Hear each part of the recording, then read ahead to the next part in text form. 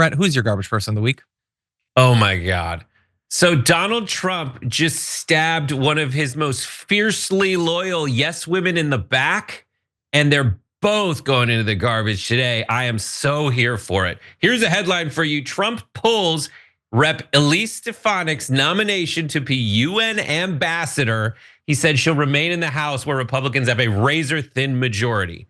Now, this is so devastating for Stefanik, who completely changed who she was as a politician, as a person, bending over backwards, going from one of the most independent, moderate representatives to the biggest mouthpiece for the Trump administration. Here is some proof of that.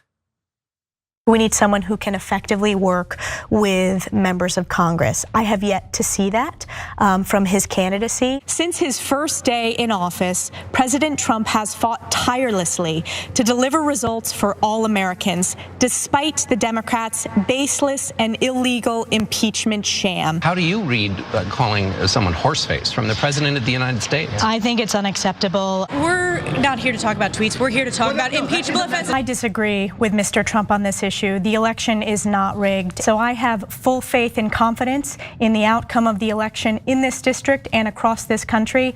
And I would urge candidates across this country to accept the outcome. Tens of millions of Americans are rightly concerned that the 2020 election featured unprecedented voting irregularities. I'm proud to be ranked the 21st most independent member of Congress and the 13th most independent Republican out of 247. Do I support President Trump? I do. This district does, and I'm proud of that support.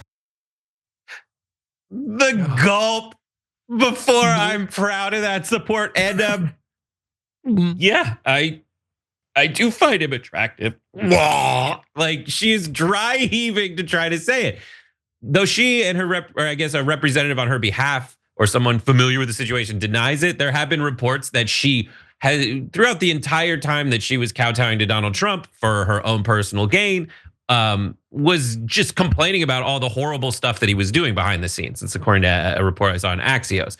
But as a result of all that, she did the Nikki Haley, man. She was like, I did what I had to do. Please make me UN ambassador so I can get the hell out of the White House, so I get the hell out of Washington, D.C. Please let me go to New York City as the UN ambassador.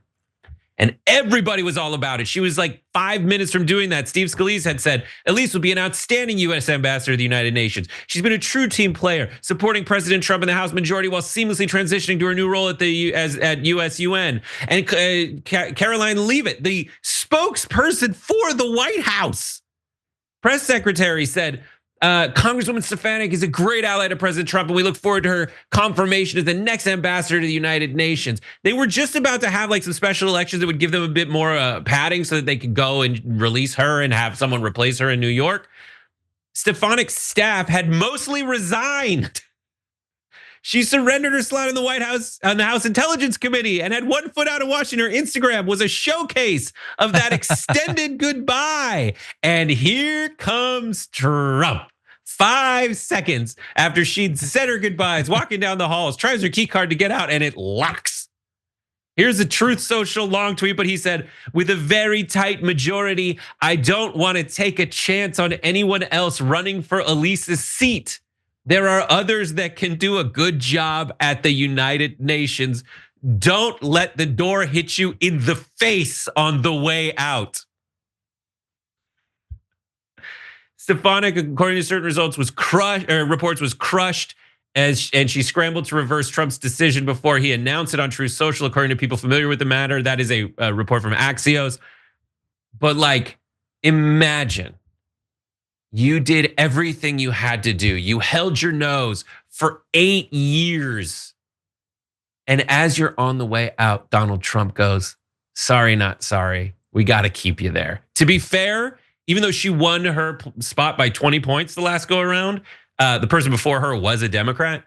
So, I understand his decision, but it really is like a terrible harbinger or omen or indicator of what Donald Trump and the Republicans are fearing, as there's so much like consumer confidence is low, stock markets are low, people don't know what the hell to do, spending is going down among consumers. Like, yeah, he's scared and he won't let her go, even though she did everything she had to do to please him. She swallowed her pride, and he's like, I don't know, keep it in your system. And as the Wu-Tang Clan said, I think I'm gonna sew your butthole closed and keep feeding you and feeding you.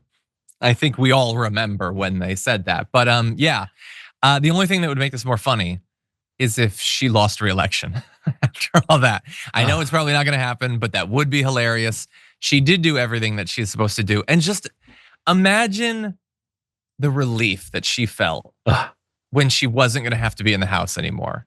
And like pretend to give a damn about her district or constituents, maybe do a town hall or raise money for hours every day. Oh, I have to go to committee hearings.